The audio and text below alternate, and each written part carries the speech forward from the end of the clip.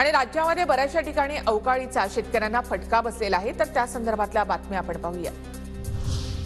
राज्यामधील विविध जिल्ह्यांमध्ये सलग चौथ्या दिवशी सुद्धा अवकाळी पाऊस, काढणीला आलेल्या पिकांचं मोठ्या प्रमाणामध्ये नुकसान।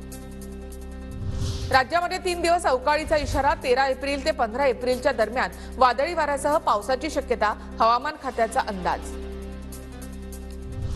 बुलढाण्यामध्ये सलग 4 दिवसांपासून गारपिटीसह अवकाळी पाऊस, गारा, वादळी वारा यामुळे मका, ज्वारी, कांद्यासह भाजीपाला जमीनदोस्त, घरांवरचे पत्रे देखील उडाले।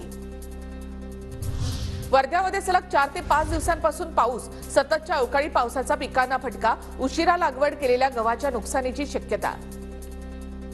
परभणी जिल्ह्यामध्ये मागील 3 दिवसांपासून वादळी वाऱ्यासह अवकाळी पाऊस, अवकाळीचा उन्हाळी पिकांसह फळबागांना सुद्धा फटका। जळगावमधील यावल तालुक्याला अवकाळी पावसाचा फटका, वादळी वाऱ्यामुळे केळी पिकाचं मोठं नुकसान। सलग 3ऱ्या दिवशी नागपुरात अवकाळी पावसाची हजेरी, पूर्व आणि पश्चिम विदर्भात येलो अलर्ट जारी।